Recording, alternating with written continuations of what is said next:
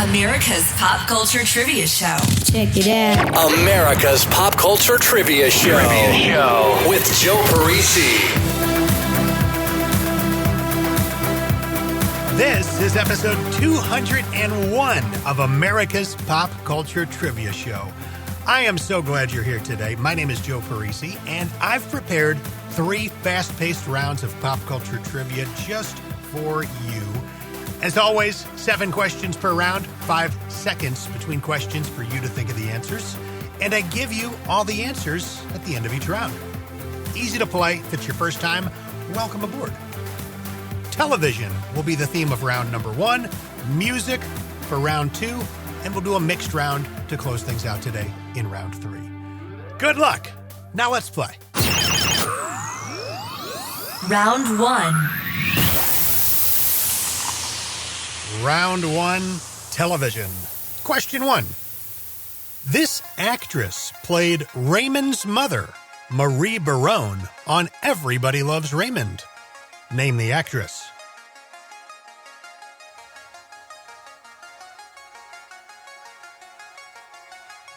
Question 2. The show Kenan and Kel originally aired on Nickelodeon from 1996 to 2000. It is one of 3 spin-offs of what show?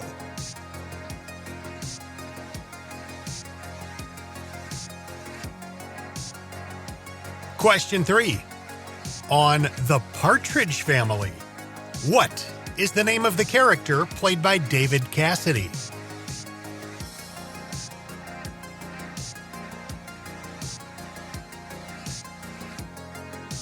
Question 4. Actress Sadie Sink plays a character named Max Mayfield on what Duffer Brothers created TV series?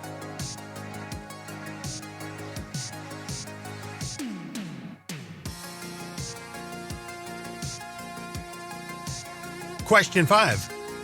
What was Rebecca's last name on Cheers? Rebecca what?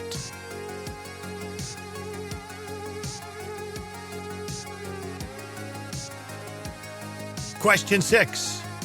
Name the series that featured these characters.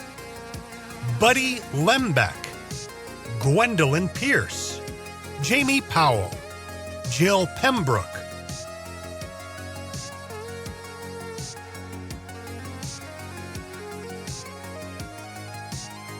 And question 7. Do you remember this sitcom? It ran for 2 seasons. In 1991 and 92, it starred Randy Quaid as Dwight Davis, a widowed elementary school principal raising his 3 sons with the help of his father. The father was played by Jonathan Winters. One of his sons was played by Giovanni Ribisi. Name this show.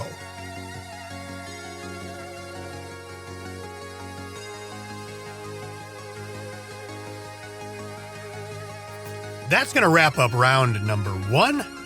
Let's check your first 7 answers. Question 1. This actress played Raymond's mother, Marie Barone, on Everybody Loves Raymond. Name the actress.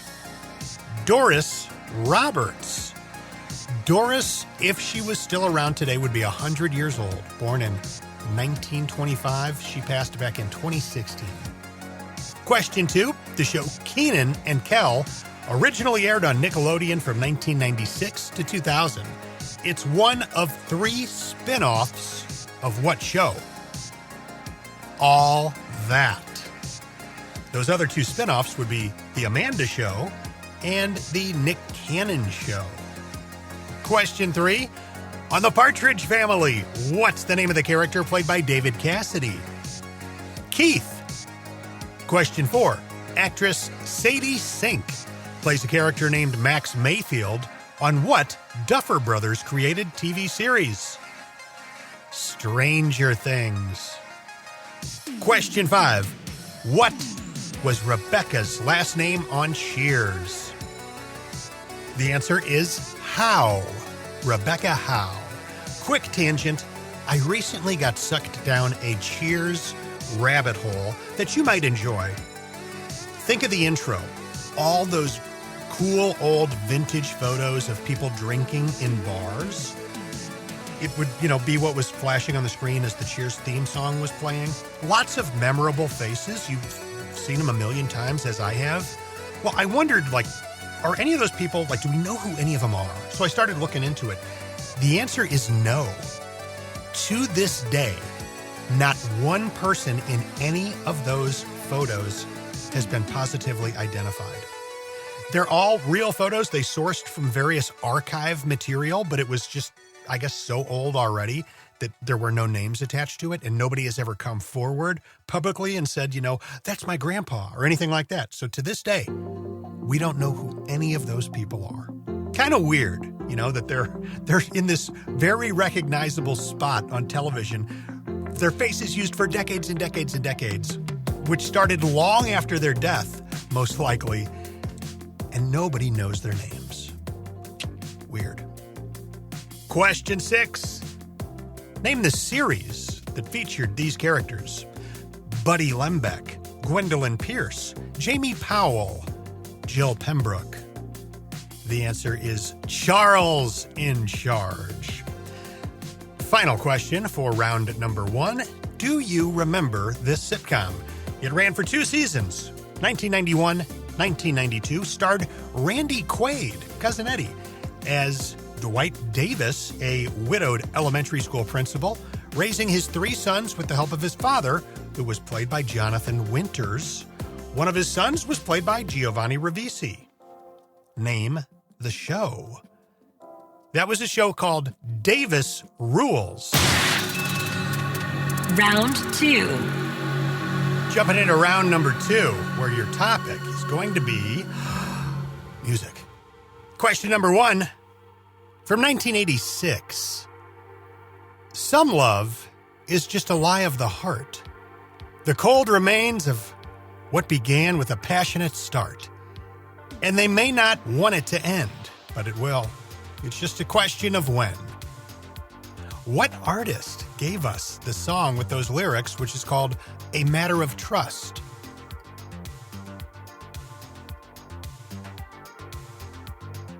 Question 2. I would like a place I could call my own. Have a conversation on the telephone. Wake up every day, that would be a start. I would not complain of my wounded heart. Name the band that gave us the 1993 song with those lyrics.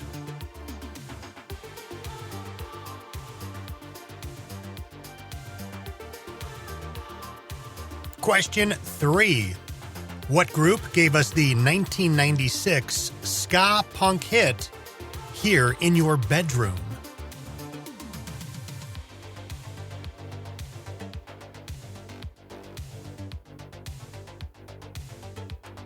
Question 4. The 1999 R&B pop song, Where My Girl's At, was released by what group? And here's a hint. The group's name is a number.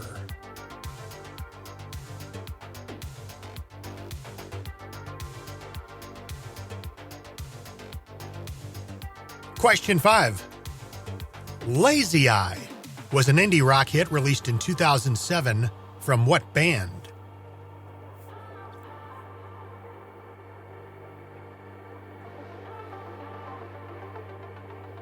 Question 6. When we met, light was shed, thoughts free flow. You said you've got something deep inside of you. What group gave us the late 90s hit, Deep Inside of You?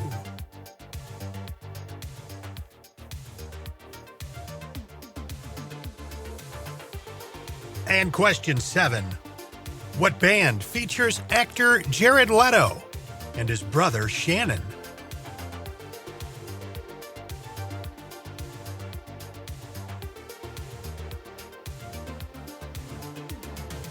And just like that, we are done with round number 2. Let's check those answers. Question 1. From 1986, Some Love is Just a Lie of the Heart. The cold remains of what began with a passionate start.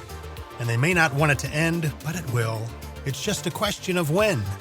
What artist gave us the song with those lyrics, which is called A Matter of Trust. Billy Joel. That's a great song. It's one of those songs that back in the, I guess it was 80s, you heard that on the radio, but you really don't anymore. Question 2. I would like a place I could call my own. Have a conversation on the telephone. Wake up every day, that would be a start. I would not complain of my wounded heart. Name the band that gave us the 1993 song with those lyrics. New Order. Those are lyrics to the song Regret. One of my all-time favorite songs. Along with this one, question 3, what group gave us the 1996 ska punk hit Here in Your Bedroom? Goldfinger. Love that song as well. Question 4. The 1999 R&B pop song Where My Girl's At was released by what group? And I gave you a hint because in my mind, I'm thinking, is that Destiny's Child? So I gave you a hint. The group's name is a number. The answer is 702. That group was founded in Las Vegas, Nevada. 702 is the area code, one of the area codes in Las Vegas. That's where that name came from. While a trio, there's actually a total of 7 women who have at one point or another been a part of 702. Question 5. Lazy Eye was an indie rock hit released in 2007 by what band? Silver Sun Pickups. Question 6. When we met, light was shed, thoughts free flow.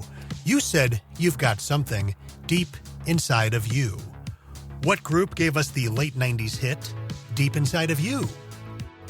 The answer is Third Eye Blind. That song came out back in 1999. Definitely a second-tier hit for them. And still on heavy radio rotation is Semi-Charmed Life today, 25, 26 years later. But that song, Deep Inside of You, I feel like kind of slipped off into obscurity. At least it did for me. But, you know, like it happens a lot. I'm listening to some playlist on Spotify or whatever I was listening to, and all of a sudden there it was, and I was like, oh, I forgot that song existed. And now it's back. Round 3. Today's third and final round is a mixed round. Question number 1. A true artist should be known for his inspiration, not perspiration. In the early 90s, Hulk Hogan was regularly appearing in commercials for a deodorant. He would speak in a sort of posh accent and act very sophisticated, often painting, very different from his wrestling persona. What deodorant were these commercials for?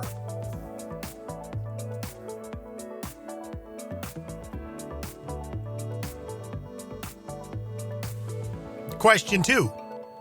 The Noid was a mascot for a restaurant created in 1986. For what restaurant?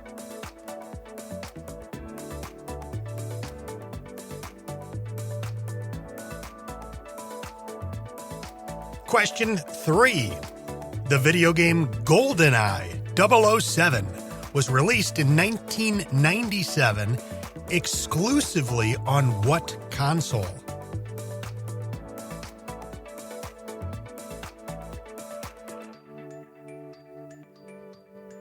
Question 4. This one's tough.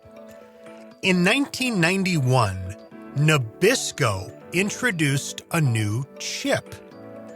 I'm going to ask you to fill in the blank on the name. So these things were called Mr. Phibbs blank chips. So Phibbs with a PH. Mr. Phibbs blank chips. Sadly, this is a discontinued item. But what is the name? Mr. Phibbs what chips?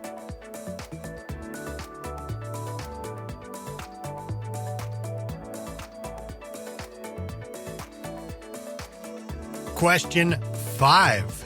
In 1990, What video game console released the game James Buster Douglas Knockout Boxing?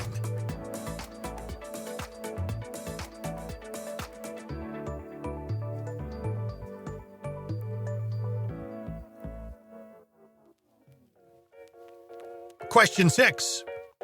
A longtime outdoor sports personality and TV host, born in 1940. Usually, he's seen wearing his signature Tennessee Volunteers baseball cap and sunglasses. Name this outdoorsman.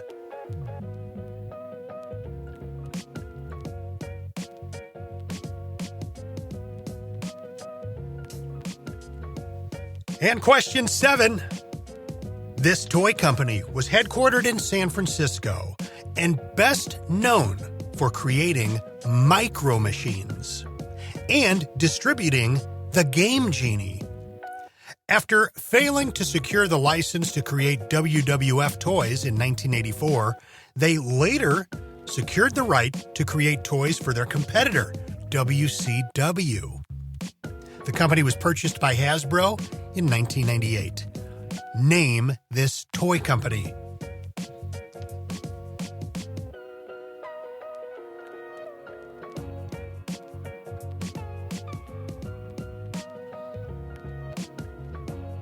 That's going to do it for this round.